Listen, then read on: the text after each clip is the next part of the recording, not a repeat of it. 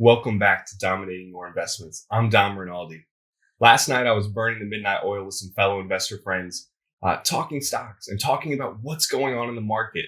And we wanted to share it with you, hopefully to give you some perspective on what's going on. We also did a deep dive on Palantir, and you'll see some things about their new hyper auto CRM and ERP platform with Foundry. And then we also talked about investing in people and founder-led companies and company cultures and why that matters. So my investor friends were CyberFam, awesome Palantir YouTube channel that he has and is growing it incredibly fast. So you got to check out his channel and what he's doing on Twitter for Palantir. Then we had Jacob Uri. So he also has a Palantir YouTube channel, but also overall investing and big Tesla investor. And Chris Patel. We did a video earlier this year on Accelera and also a Palantir holder. So I think you'll enjoy this video with some unique perspectives. And we're going to do more of these where we just have conversations about what's going on and really interact with you guys and start doing some live streams to hear your thoughts and feedback. So make sure to hit subscribe. Help me grow this channel so we can deliver more content for you and you get notifications on the new videos, and enjoy. All right. Welcome back to Dominating Your Investments. Dom Rinaldi here. I have a cast of friends. We are going to talk stocks tonight, and everyone's caffeined up and ready to go. I got Chris Patel here. I got Shabari. I got Jake, and they're going to do little introductions of themselves and kind of their history on investing really quick. And then we're going to jump in and we're going to talk about the current market conditions, really kind of just dialogue about what's going on. What do we think long term? How does this impact our investing? And I promise the guests will do more speaking than I will. I remember the last interview I did with Aisha. A lot of comments there on the YouTube channel. So, Chris, why don't you kick us off a little bit about yourself?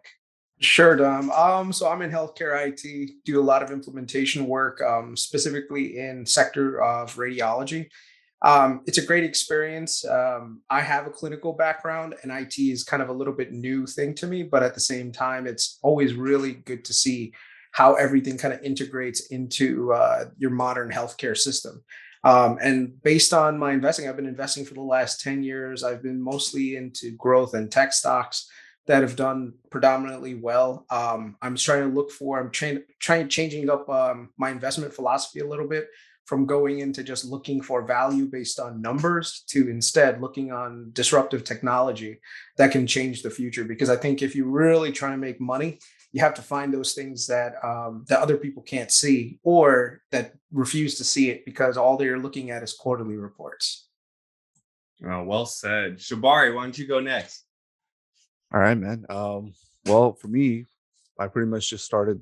Well, my investment journey started off doing just index stuff, just because I didn't understand what the hell I was doing. But everything scaled up after I started investing in Tesla. So since then, things have obviously looked up.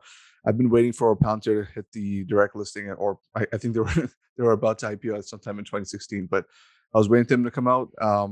My philosophy changed when I really wanted to improve myself and my skill set. And then I was like, you know what? I'm just going to start investing in companies that I actually want to work at.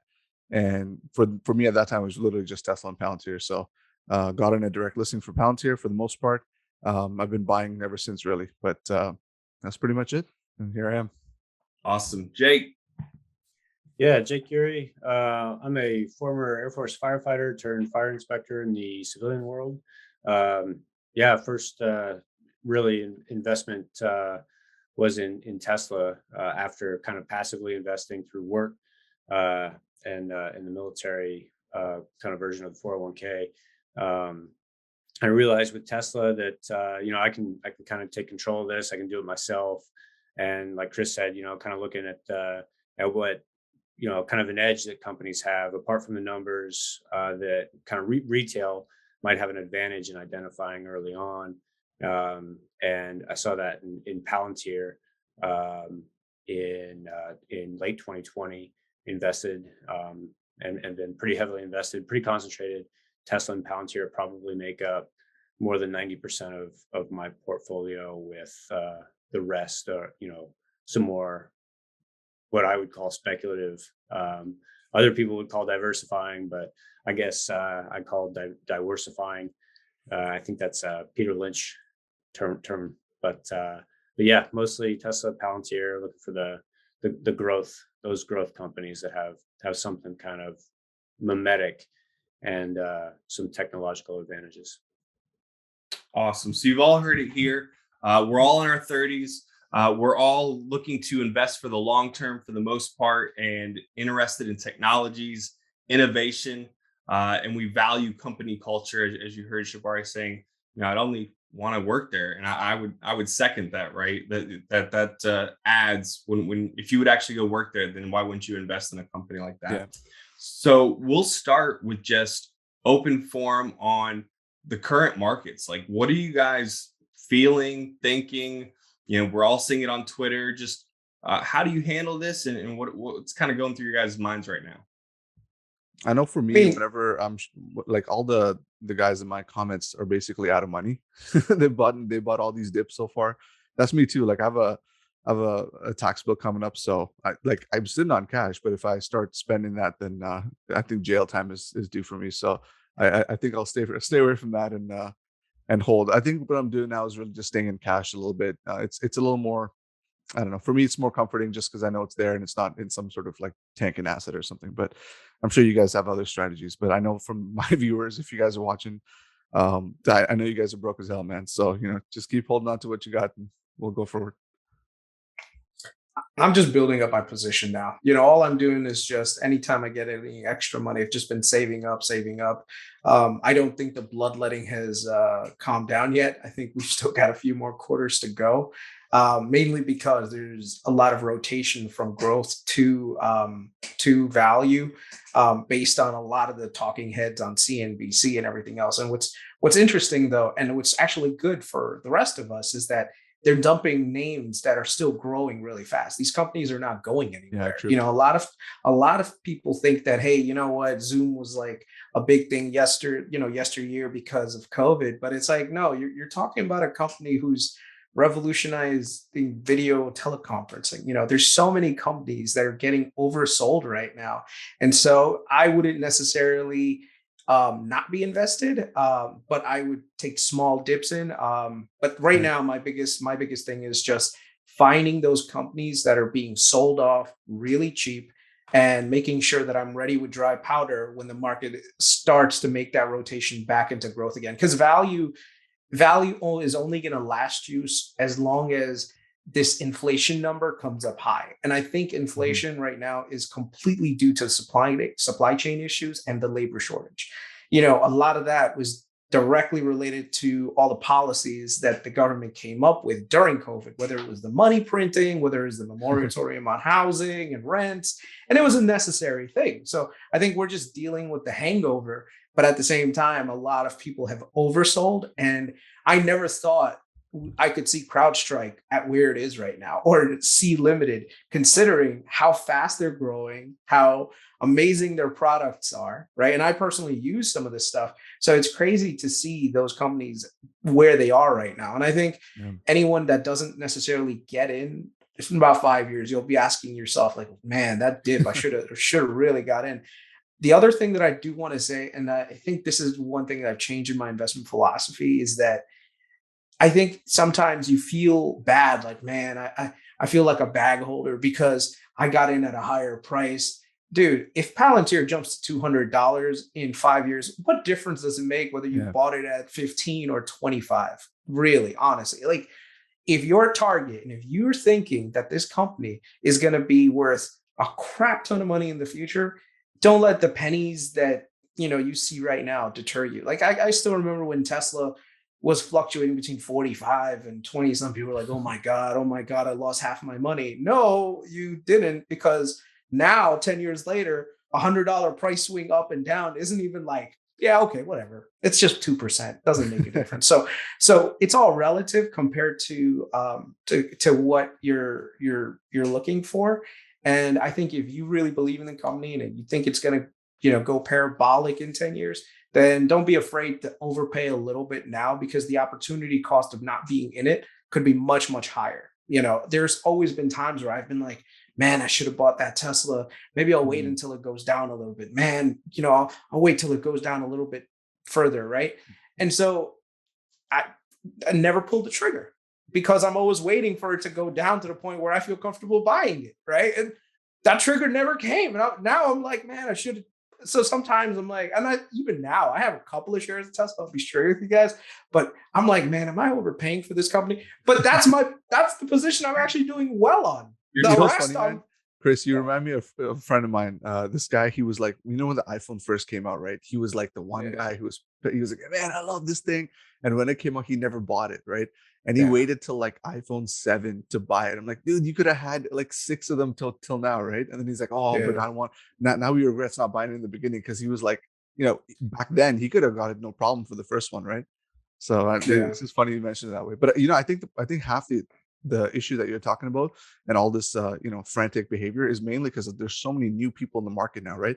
I know me, for example, like I was trading with all the free platform and software, and I was just doing my own research, right? But now there's so much information available just from, you know, people like you, Dom, and all, you know, all of us here, and people like, you know, Tom Nash and all these other guys on YouTube, that to a point where there's so much information, you got to process it. Plus there's so many apps that you can get into to get into the market, right? Money has never been, you know, easier to invest now, in my opinion. So I know, especially from my comments, there's like, it's either like a bunch of kids or like a bunch of old people, and most of them are just you know, they're like, oh no, what's happening, you know, how come it dropped like 5%? Like, dude, relax, it's okay. Look at the big picture, right? Don't follow this like whole quarterly you know, Wall Street type of like thing, because again, we're not Wall Street, we're trying to look at the, you know, 100-foot picture here, right? So I'll make totally two comments on what you guys said, and then want to pass to Jake to make sure you get his comments on the market as well. Just a quick comment to what you said. I think you hit on something we all struggle with, Chris. I know for me, I struggle with that. I remember just a couple days ago, NVIDIA went down to 276. And I said, yep, I'm doing it. I don't care. I'm not going to penny pinch anymore. And also, like, the next day it went down to 260. And I'm like, are you kidding me? You know, but the reality is, I feel, in my opinion, once again, all of this, guys, is not a financial advice. We're not telling you to buy, sell, or anything. We're just speaking our minds about the market, so you can take with it what you will.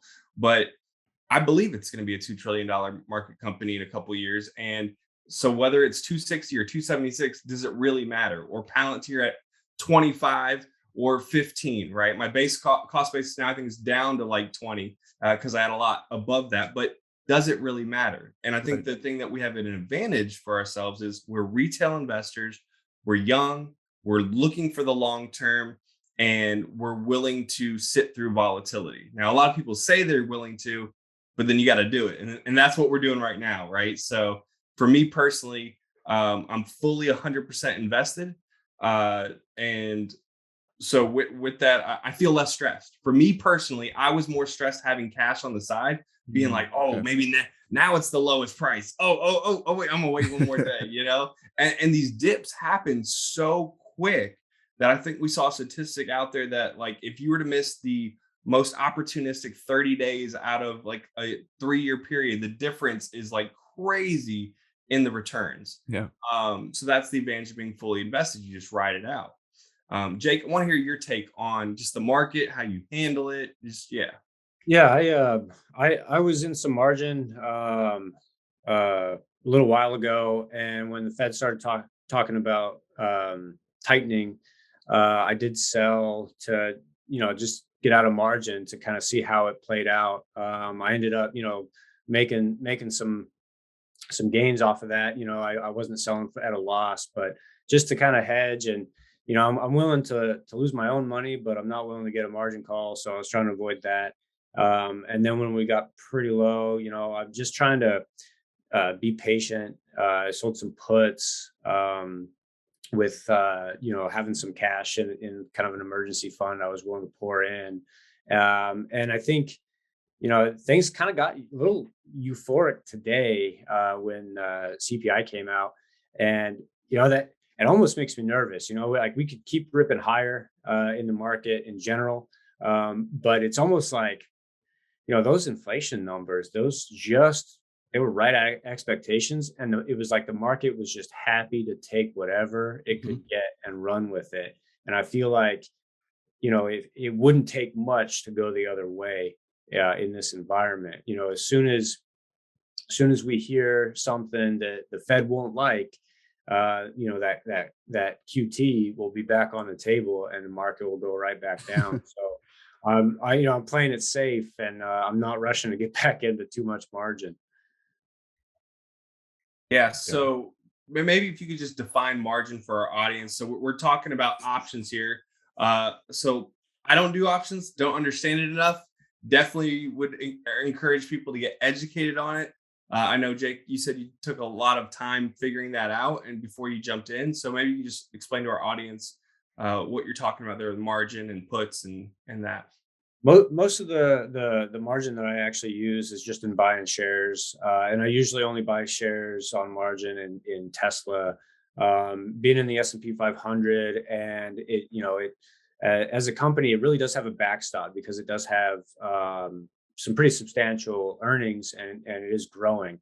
And as you can see with something like maybe Palantir or growth companies that haven't really turned to profitable, they can have a much sharper downturn, and your broker, they can raise that margin requirement on you, on a dime.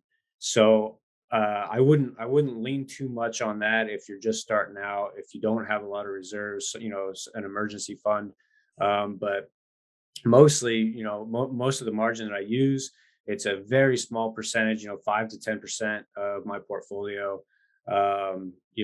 max, if I'm really confident. But I don't like to play options on too much margin. I don't like to play options around earnings, especially speculative growth stocks. I mean, you never know how the market's going to take earnings. You never know how the market's going to take these like macro events. Every time Jay Powell gets up to speak, Everyone's waiting for each individual word of what he says. Yeah. So it's typically I buy enough to write it for 6 months without overextending myself on how much I've borrowed from my broker. That's typically what I do. Yeah, and then if I sell puts, I'll have enough money standing by to, they're cash secured. If they're not in my brokerage account, they're in my savings account, and I can deploy that very quickly. Mm-hmm. So with doing options, you have yourself covered. You know what you're willing to lose. You're not being reckless, right? Because to Shabari's point, there's a lot of younger investors who have really put themselves in negative situations, YOLOing life on options. Not to say there hasn't been people that have gotten Lambos and they're doing well, but that's not the way to really live and think that you're not going to get bit with the risk eventually. No, for sure. Yeah. So The thing with options is that, options can save you, but they can also destroy you. And that's the key that you have to remember when it comes to anything that you invest in. Options are one of those ways where if you really understand the mechanics, you understand how they affect a certain stock, you can do very well on it. There's definitely ways to do it. But I think for me, I use options, but I use them as protection because that's what you can do, right? If there are certain stocks that, you feel like, hey, you know what? The chances of it going up are high, but also the chances are high going down. You can buy some insurance on it, right? So it's one of those things where it can give you a little bit of comfort to know that you're not going to get put into a position where you're going to lose half your money, but you may have to buy something that'll hold you over for a little bit. So options are a great tool as an insurance against things, but you really, really have to learn about the mechanics and how they work. There are professional options traders out there that you will never beat because guess what? They have access and the ability to trade faster and get all these arbitrage opportunities. So I don't try to compete against option traders. Option traders literally have computer screens full of information. They have algorithms built in different platforms that automatically, when they see that the price of something goes higher in terms of like option volatility and that the chances of making money have diminished significantly, the computer will auto execute against you. And literally the chance that they'll make money goes to like 99% and the chance that you make money goes to 1%. So going against algos and that is it's just not worth it in my opinion. So I think the best thing you could do is, invest for the future, buy companies, buy the stock. If you don't know anything about options, don't do it. And to Yuri's point, I was going to say, same thing with margin, right? Margin is one of those things that can really build you up because it can juice up your returns. Because all what you're essentially doing when you're doing margin is that you're using the stock that you own as collateral to buy other things, right? Now, the thing is, though, when you have collateral and the value of that collateral goes down, now you're in a position where you owe more than what you originally borrowed, right? Based on that collateral. So now the brokers will jump on you and say, hey, listen, either you post more collateral in the form of giving us more money, or we will sell your position right away. And the problem, and the biggest problem that I've seen with people that is that you incur a lot of issues when you incur those losses, right? That you can't even carry forward because you can't even buy back in until like way later. So just from a mechanics point of view, you need to be very careful with how you deal with it. But like Jake said, I think if you're doing like 5-10% in margin, you're fine because there's not enough of collateral depreciation for you to get a margin call. Like literally whatever stock that you bought has to go down like 80% to get a margin call on it. The problem is that if you are leveraged up to the point where, like 80% of the collateral is borrowed against, and all of a sudden your broker, That's whether gambling. the stock price is up, that's gambling. That's gambling at that point. That's a gambler's dilemma. And Shabari, go ahead. Yeah, and you could, like I said, it's like going to the casino and saying, "Hey, can I borrow some money?" Yeah. The casino will never say no to you. Yeah. It's the same way with margins. So I would say to any retail investors, try not to get into the habit of using too much margin. If you do use margin, use a little bit to kind of like juice up your returns, or to buy something that to use it as a way to buy something in the future, which you were already planning on allocating. If my goal is from 6 months from now, I want to buy Palantir at 15. I mean, I want to buy Palantir 6 months from now, and I have like, that, but I don't have the cash on me, but I have all this extra collateral in my portfolio. Yeah, I could use margin to buy it, but I was going to buy it in 6 months. So why not buy it when the opportunity is there, right? So that's the way that I think of margin, which is like, hey, this is something that I'm going to do in the future anyway, so I'm not like regretting it, Okay. Go ahead. Yeah. So Shabari, do you also play with options or margin or any of that? Yeah, I did 2 options kind of spreads last year. It came out okay. It was mainly in Microsoft, but I had no idea what the hell I was doing, so I would not suggest it. I'm currently in the process of like learning a little bit more. I have a general understanding as to what I'm doing in terms of like a simplistic sense, like how to buy call options, that kind of stuff. But there's that whole wheelhouse of doing the spread where you do the call and then a few puts or whatever the case is, right? So I'm still trying to learn on that. But eventually maybe I'll sell some put options for like Tesla or something, or cash cover puts or something. Probably next year though, because I don't trust 2022. But just to finish off on the margin point, one thing I know for me, I had no idea what the hell I was doing. Like for the margin, I had no idea. I got margin called at least like 6 times. But the thing is, one thing I learned is depending on your broker, there's like so whatever stock you're trying to buy, there's a percentage that they're allowing you to like margin on. So for instance, if it's Tesla, from my brokerage, it's like 50%. So if you want to buy on margin, you have to as long as you have 50% of it, you're good to go, right? And then in other places, another one I have, it also depends on buying power. So it might be a percentage, but then if your buying power is higher, then it reduces. So that kind of stuff too. So if those of you guys who don't know, just keep an eye on that. Read up on the stuff your brokerage talks about. And it's addicting too when you get approved for margin. Yeah. And you see your buying power, and it's it goes up, eh? Yeah, that's half of the value of my portfolio. And then if you think FOMO is bad normally, just think like, man, I almost bought that on margin and then it ran up. So I mean, it can get really dangerous. And I caution people against it. And like I always sleep better when I'm not on margin. Me too. I sleep like a baby, but if I'm on margin and I hear something crazy is going on in the market and I'm at work and I can't check my portfolio, I'm just like, oh my gosh, what am I What am I doing? I got to sell something. Just live on the edge, man. This is a perfect transition, because I never thought, honestly, that we would be at the point we're at with Palantir at $16 a share. I really thought when we hit 19, we were pretty much at the bottom. We will talk about why we like the stock, the company in general here in a second, but it's unpredictable, right? We're in unpredictable waters right now. I think we can sum up the market conditions with, we don't know what's going to happen next, right? It's very fragile. I would describe it as just a very fragile, volatile time. So for those, who are worried, it's not a loss until you sell it, right? So if you can afford to just hold on and trust that the stock market goes like this all the way up to the right, you will do just fine and you'll sleep just good, unless you're on margin.